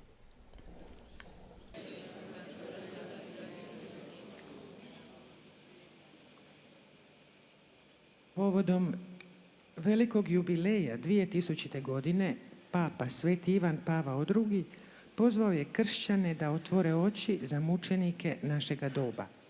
다시 말씀드립니다. 여러 가지 다양한 오래되고 새로운 여러 가지 다양한 방법으로 그들은 박해를 당했고 박해와 폭력과 배척과 살해를 당했습니다. 우리가 잘 알고 있는 것처럼 20세기는 1, 2차 대전, 세계대전이 일어났던 시기였고 수용소와 대량 학살 등이 일어났던 시대였습니다. Zatim je istaknuo kako je tijekom 20. stoljeća, možda i više nego na početku kršćanstva, bilo neizmjerno mnogo onih koji su svjedočili vjeru usred patnji koje su podnijeli na herojski način. Pretrpjeli su stare i nove oblike progona, iskusili su mržnju i isključenost, prezir i odbacivanje, nasilje i ubijanje. 20. stoljeće poznaje strahote dvaju svjetskih ratova, koncentracijskih logora, genocida. Sergène ici présent pour bien comprendre ce que 사랑하는 청년 여러분, 여러분들이 이곳에 오신 이유는 그리스도의 증인들이라는 것이 무슨 의미인지 끝까지 이해하기 위해서입니다. 순례자들, 우리들의 변호자들에 관해서 여러분들을 잘 알아야 합니다. 그래서 그분들의 순교사를 읽을 줄 알아야 합니다. 성 요한은 묵시록에서 이렇게 언급하고 있습니다. 나는 아무도 그 수요를 셀 수 없을 만큼 많은 사람이 모인 군중을 보았습니다. 그들은 모든 나라와 민족과 백성과 언어에서 나온 자들로서 흰 두루마기를 입고 손에 종려나무 가지를 들고서 옥자와 어린 양 앞에 서 있었습니다. 그들은 큰 소리로 구원을 주시는 분은 옥좌에 앉아 계신 우리 하느님과 어린 양이십니다 하고 외쳤습니다. 그때 원로들 가운데 하나가 흰 두루마기를 입은 이 사람들은 도대체 누구이며 또 어디에서 왔습니까? 하고 나에게 물었습니다.黙示録에서는 이렇게 대답하고 있습니다. 저 사람들은 큰 환난을 겪어낸 사람들입니다. 그들은 어린 양이 흘리신 피에 자기들의 두루마기를 빨아 씻게 만든 이들이다 라고 언급하고 있습니다. Što znači biti svjedoci Krista? Morate uzeti mučenike kao primjere i zagovornike, te ponovno pročitati povijest mučenika našeg doba, razmišljajući o ovim riječima iz Apokalipse svetoga Ivana. Nakon toga vidjeh eno velikoga mnoštva, što ga nitko ne mogaše izbrojiti, iz svakoga naroda, i plemena, i puka, i jezika. Stoje pred prijestoljem i pred jaganjcem, odjeveni u bijele haljine, palme im rukama. Viču iz glasa, spasenje Bogu našemu koji sjedi na prijestolju i jaganjcu. I jedan me od starješina upita, ovi odjeveni u bijele haljine, tko su i odakle dođoše? Knjiga Otkrivenja nam odgovara, oni dođoše iz nevolje velike i oprali su haljine svoje i ubijelili ih u krvi jaganjčevoj. Ce sont tous ceux qui, à notre époque, n'ont pas renoncé à leur foi, 현대 les souffrances, les menaces, 고통과 위협과 박해에도 불구하고 자신들의 신앙을 포기하지 않은 사람들, 이런 사람들이야말로 et à l'agneau. 구원은 우리들이 하나님께 속해 있다는 것을 믿은 사람들이었습니다. 이런 사람들은 다양한 국가에 살고 있고 다양한 언어를 구사하며 많은 국가에 속해 있습니다. 많은 교회가 고통당하고 있고 여전히 고통 중에 있습니다. 그것은 거룩한 예수 그리스도의 이름 때문입니다. 예수 그리스도의 이름 때문에 유배당한 소비에트의 굴락 사람들 혹은 소비에트 러시아의 그 섬에 살고 있는 사람들, 그들은 1990년에 이미 노동 수용소에서 그들은 갇혀 있었습니다. 그들은 바로 러시아가 영적으로 새로 태어나는 모습을 본 사람들입니다. 그러므로서 그들이야말로 러시아의 새로운 그리스도교가 탄생하도록 만든 사람들이며 교회의 일치를 이루었고 주교들과 사제들과 카톨릭 신자들이 동방 정교 신자들과 고통 중에 그리스도를 향한 사랑 때문에 고통 중에 일치한 모습을 보여주었습니다. 우리들의 주님 때문이었습니다. 지금도 정신병원이나 독재, 정부에서 정신병원에 이런 많은 신자들을 수용했었던 경우도 있었습니다. 많은 형태의 나치즘도 있습니다. 그 중에 막시밀리아노가 계십니다. 그분께서는 아우슈비츠에서 한 가정의 아버지, 가장을 지키기 위해서 당신께서 대신 돌아가셨습니다. 이런 위대한 폴란드의 순교자를 8월 14일 날 기억하게 될 것입니다. 성모승천 전야입니다. 또한 다양한 선교사들이 있습니다. 많은 모범을 보여주었습니다. 1995년 6명의 이탈리아 수녀님들, 특히 이탈리아 베르가모의 가난한 수녀회 수녀님들께서는 콩고에서 에볼라 바이러스로 돌아가셨습니다. 가난한 이들을 돌보다 돌아가셨습니다. 그 중에 한 수녀님, 로사 수녀님께서 이런 말씀을 하셨습니다. 저는 이곳에 남겠습니다. 이유는 제 사명은 가난한 이들을 섬기는 것이며 나의 스승이신 주님께서 하신 것처럼 그렇게 저도 이들을 섬기겠습니다. 저는 이곳에서 그분의 뒤를 따르겠습니다. 라는 말씀을 하셨습니다. 이 수녀님의 이름은 디나 로사입니다. 1995. godine 6 talijanskih časnih sestara kongregacije siromašnih sestara iz Bergama umrlo je od epidemije virusa ebole u Kongu. Htjele su ostati s bolesnicima kako bi im pomagale i liječile ih. Jedna od njih, sestra Dina Rosa, izjavila je: ostajem jer moja je misija služiti siromašnima poput Isusa, mog učitelja i gospodina. Ovdje sam da idem njegovim stopama. Et pour demeurer en Afrique, 아프리카를 보겠습니다. 아프리카 두 부족에 속해 있는 신학생들입니다. 이 신학생들은 부타 신학교에서 죽임을 당했습니다. 그들의 사륙 장면은 그들의 신학교 신학원의 방에 폐쇄된 방에서 진행되었습니다. 그리고 이 신학생들에게 이렇게 요구했습니다. 후투족과 투시족으로 나누어져라 라고 했습니다. 그러자 이 신학생들은 이것을 거부합니다. 그러면서 그들은 우리 모두는 부족으로 나누어진 것이 아니라 우리는 그리스도교 신자이고 우리는 세례 성사를 통해서 우리가 그리스도 안에 일체했다라고 신학생들은 주장했습니다. Mais ils refusèrent en affirmant qu'ils étaient d'abord et avant tout des chrétiens et que le baptême les unissait dans le Christ. Ostanimo još malo u Africi, na kontinentu s kojega ja dolazim. Želio bih navesti još i posljednji primjer kao ilustraciju jednog drugog oblika mučeništva zbog etničke mržnje. 30. travnja 1996. u Burundiju, koji je bio rastrgan građanskim ratom između Huta i Tutsija. 40 sjemeništaraca koji pripadaju tim dvijema etničkim skupinama zajedno su pobijeni u sjemeništu u Buti. Njihovi krvnici zatvorili su ih u istu sobu. Zatim su zatražili da se podijele između Huta i Tutsija, ali su oni to odbili tvrdeći da su prije svega kršćani i da su po krštenju sjedinjeni u Kristu. Alors, chers jeunes, je vous pose cette question. 사랑하는 청년 여러분, 여러분들에게 질문을 던지겠습니다. 여러분, 부활과 십자가의 이름으로 이러한 순교자들을 계승하고 끌어안으시겠습니까? 신앙을 위한 대단한 투쟁입니다. 여러분들은 이 길을 걸어가야 합니다. 여러분 중에 이미 많은 사람들이 용감하게 이 길을 걸어가고 있습니다. Quels sont les éléments de ce combat? 이러한 신앙을 위한 투쟁에 어떤 요소가 있는지 보겠습니다.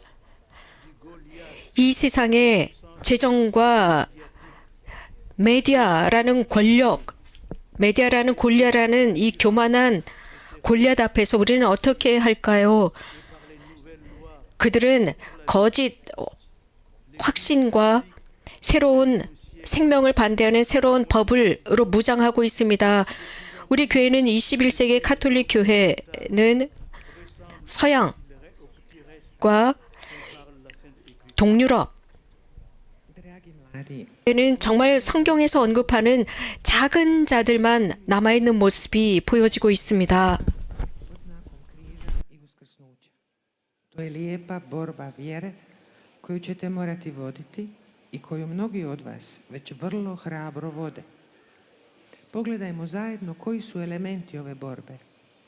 Suočena s arogancijom Golijata, financijske i medijske moći, koji je teško naoružan i zaštićen oklopom svojih lažnih izvjesnosti i novih zakona protiv života, Katolička crkva 21. stoljeća, barem na zapadu, a sve i više i u zemljama istočne Europe, nalikuje malenom ostatku o kojem govori Sveto pismo.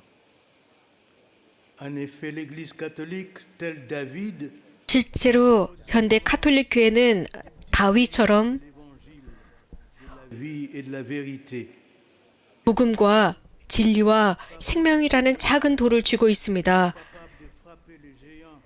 또 여러분의 증언입니다.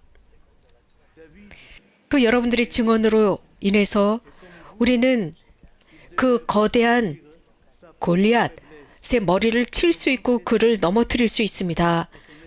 다윗은 젊은 청년이었습니다. 그는 자신의 나약함을 알았습니다.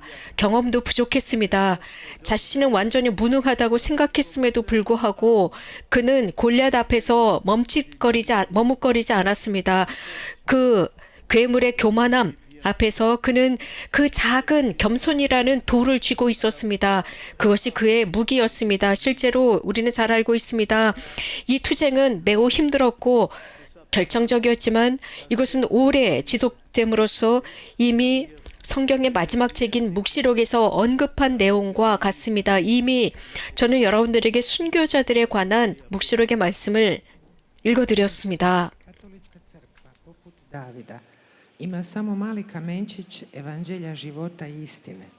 Pa ipak, po vašem svjedočenju, ona je u stanju udariti diva u glavu i srušiti ga. David je bio mlad i poput vas morao je osjetiti vlastitu slabost, nedostatak iskustva i svoju krajnju nemoć. A ipak nije oklijevao suočiti se s Golijatom, tim čudovištem oholosti, sa svojim malim kamenom poniznosti kao jedinim oružjem. Zapravo, i vi to dobro znate, riječ je o bitci gorkoj, odlučujućoj, koja će biti duga i slična onoj konačnoj koju opisuje posljednja knjiga Biblije, knjiga Otkrivenja, koju smo već citirali u vezi s mučenicima. Enfin, un dernier point, le mariage chrétien, voie de sainteté, de bonheur. Ces derniers points me semblent essentiels. La meilleure arme du combat pour la foi consiste à rendre témoignage pour la vie. Oui, comme le disait déjà le pape Saint Paul VI, le monde attend de vous plus que des paroles. Il veut voir les témoins du bel amour. 마지막으로 중요한 포인트가 있습니다. 가장 훌륭한 무기, 신앙을 위한 투쟁에서 가장 중요한 무기는 삶 안에서의 증언이고 증거입니다. 이미 바울의 육수께서는 언급하셨습니다. 이 세상은 여러분에게 말 이상의 것을 기대하고 있습니다. 여러분들이 그 아름다운 사랑을 증언하기를 바랍니다. 하느님의 거룩한 뜻대로 우리는 결혼 생활에서의 증인들이 되어야 합니다. 사랑하는 청년 여러분, 여러분들은 정말 참 임무를 수행하면서 기쁘게 살아가십시오. 여러분들의 삶이 이러한 혼배 성사를 위한 좋은 준비를 하십시오. 그래서 예라는 대답을 할 수 있도록 하십시오. Sveti Pavao VI. 이것을 위해서는 혼전 생활, 동거 생활이 아니라 혼배 성사를 위한 잘 준비된 예가 필요합니다. svjedoke braka. Zato, dragi mladi, budite sretni što ćete živjeti prave zaruke, bez prethodnog zajedničkog života, kako biste se dobro pripremili za ovaj jedinstveni dan definitivnog da koje ćete izreći kad se vjenčate. Rappelons brièvement ce qu'est le mariage chrétien. Le sacrement du mariage, il signifie l'union du Christ et de l'Église. 그렇다면 우리 지금 이곳에서 혼배 성사가 무슨 의미인지 기억해 보겠습니다. 혼배 성사는 그리스도와 교회와의 일치입니다.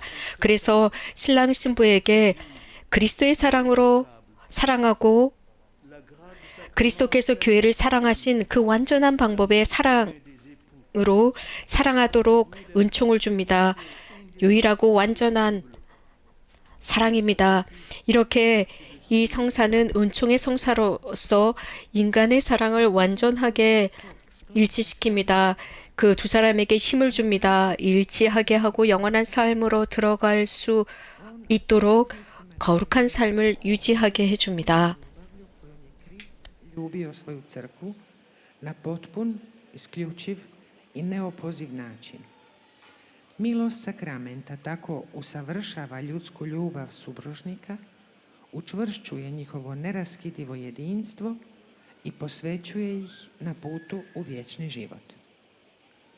Alors, chers jeunes, osez l'ouverture, osez l'aventure du mariage chrétien.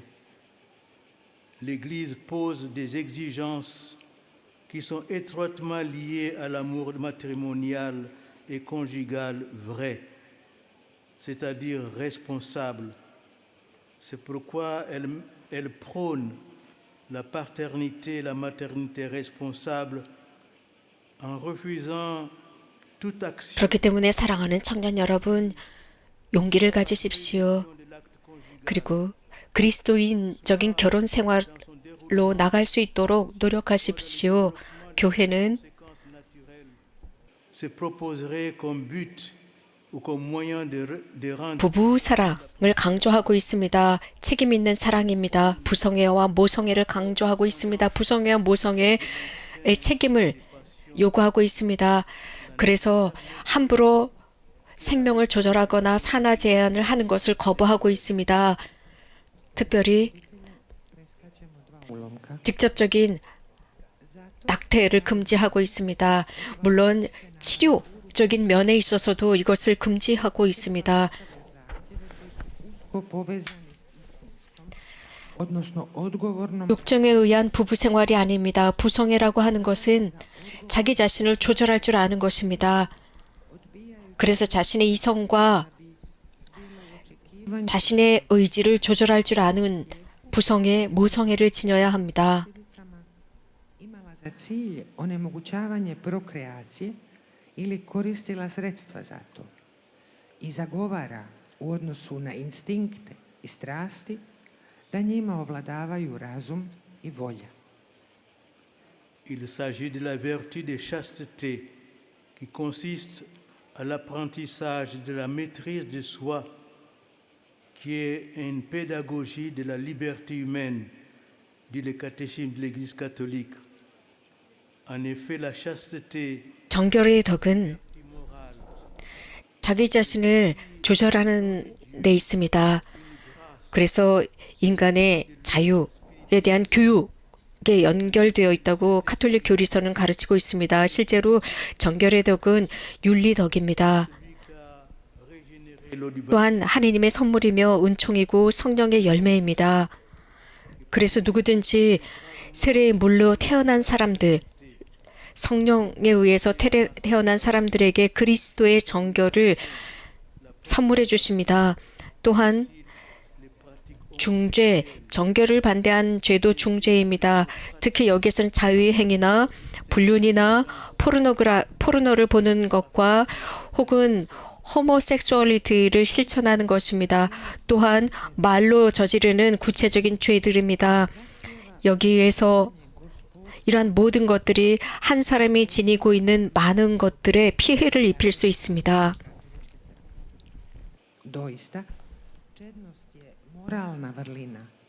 Ona je i Božji dar, milost, plod duha. Onomu koji je vodom krštenja nanovo rođen, Duh Sveti daje da nasljeduje Kristovu čednost, kaže katekizam Katoličke crkve. Sjetimo se također da među teškim grijesima koji su suprotni čednosti moramo navesti masturbaciju, blud, pornografiju i homoseksualne prakse.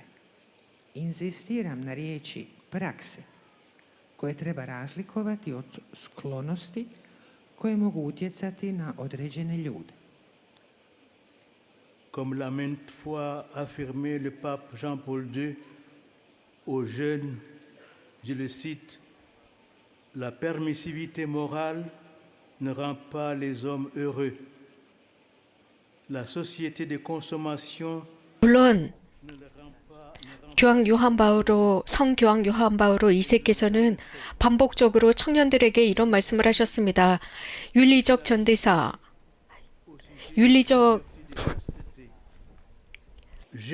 윤리적인 법규는 사람들을 행복하게 할 수 있지만 이 세상은 이것을 거부하고 있다고 했습니다. 정결함의 덕이라고 하는 것은 남녀 젊은이들이 여러분들의 몸에 대한 존중을 의미합니다. 여러분들의 몸은 여러분들의 깊은 내면을 위한 봉사입니다. 그것은 여러분들의 행위와 여러분들의 시선이 늘 여러분들의 영혼을 향해 있고 여러분들의 영혼을 드러내는 것입니다. 몸을 숭배한다? 아닙니다. 절대 그렇지 않습니다. 그렇다고 몸을 함부로 대할까? 그것도 아닙니다. 우리들의 몸을 내 스스로 조절할 수 있다? 맞습니다. 그래서 우리들의 몸을 훨씬 더 아름답게 변모시키는 것입니다. Potrošačko društvo ne čini ljude sretnima. Oni to nikada nisu ni mogli. A evo što je dodao o vrlini čednosti. Mladići i djevojke, jako poštujte svoje tijelo i tijela drugih. Neka vaše tijelo bude u službi vašeg unutarnjeg ja. Neka vaše geste i vaš pogled uvijek odražavaju vašu dušu. Štovanje tijela? Ne, nikada. Prezir prema tijelu? Niti to. Nadzor nad tijelom? Da. Preobraženje tijela? Dapače. En vous demandant humblement pardon de mon long discours, je voudrais conclure cet enseignement par cette question. Comment peut-on aujourd'hui croire en Dieu? Je vous invite à méditer cette phrase de Saint Augustin. Si comprendisti non est Deus, ce qui signifie, si tu l'as compris, c'est que ce n'est pas Dieu.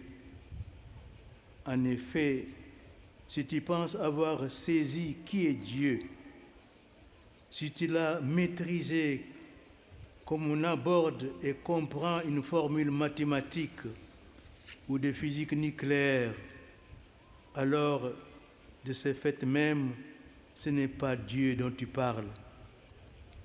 Dans le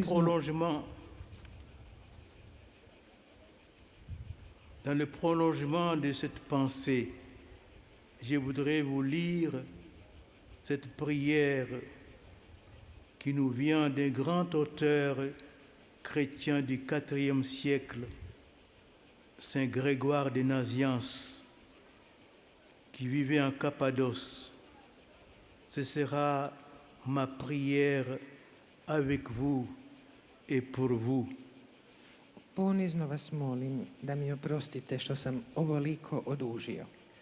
여러분들에게 겸손하게 청하고 싶습니다. 제가 이 가르침을 아주 길게 했는데 저는 현대 어떻게 하느님을 믿을 수 있느냐라는 말로 오늘의 이 모임을 마치도록 하겠습니다. 그런 의미에서 저는 여러분들에게 성 아구스틴의 말씀을 기억하도록 하고 싶습니다. 즉, Doista.